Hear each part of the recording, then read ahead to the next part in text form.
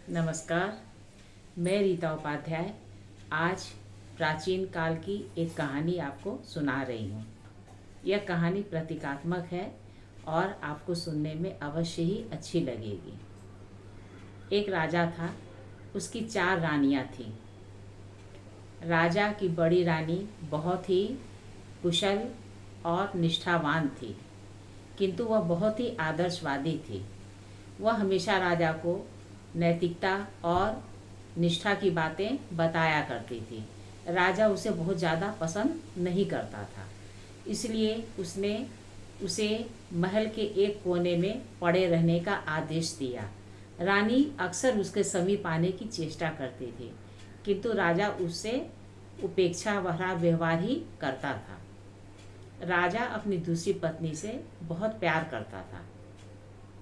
रानी भी राजा को राजकाज में सहायता प्रदान करती थी और राज्य के विस्तार में उसकी मदद करती थी।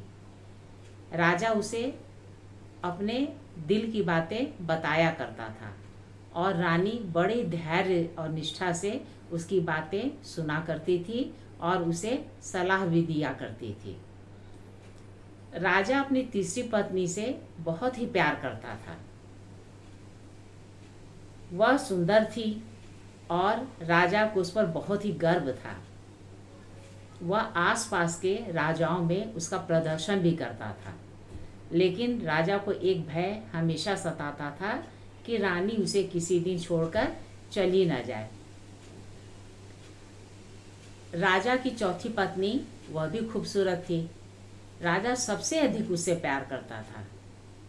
वह उसे सजा संवार कर रखता था, बहुमूल्य आभूषण और वस्त्र प्रदान करता था और उसका बहुत ही ख्याल रखता था। उसे पौष्टिक भोजन देता था तथा उससे किसी भी चीज़ की कमी नहीं होने देता था। समय बीतता गया। राजा का अंतिम समय आ गया। राजा को इसका आभास हो गया कि अब उसकी मृत्यु निकट आ रही है। उसने अपनी दूसरी पत्नी को सबसे पहले बुलाया और कहा कि रानी, मैं मरने वाला हूँ।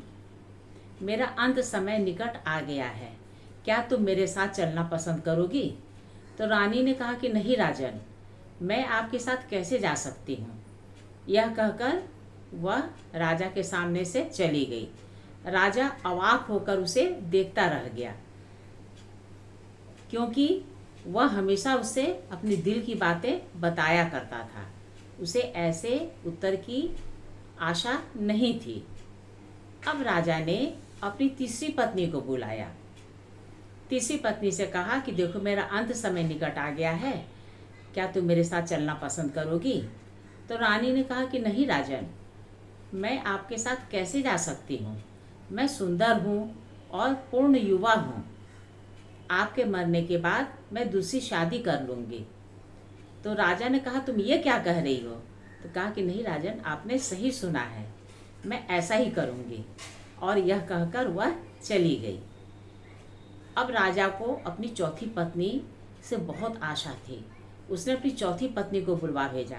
कहा कि देखो, मेरा अंत समय निकट आ गया है। क्या तुम मेरे साथ चलना पसंद करोगी? तो चौथी पत्नी ने कहा कि नहीं राजन, मैं आपके साथ कैसे जा सकती हूँ। अब हमारा आपका रिश्ता खत्म हो गया है। मैं अधिक से अधिक शमशान घाट तक आपके साथ जा सकती हूँ। राजा एकदम अवाक हो गया और बुरी तरह फूट फूट कर रोने लगा। वह सुबकता जा रहा था। अंधेरे कोने में पड़ा, उसे समझ में नहीं आ रहा था कि वह क्या करे। उसी समय अंधेरे में एक जीर्ण शीर्ण सी आकृति उभरी और कहा कि महाराज, मैं आपके साथ चलने को तैयार हूँ। तो राजा ने कहा कि तुम कौन हो? मैं तुम्हें नहीं पहचानता। तो उसने कहा कि मैं आपकी बड़ी रानी हूँ। आपने मेरी उपेक्षा की है तो क्या, मैंने आपकी सदैव परवाह की है। आपके साथ मैं चलने को एकदम से तैयार हूँ। राजा फूट फूट कर रोने लगा, कहने लगा कि मैंने सदैव तुम्हारी अवहेलना की है।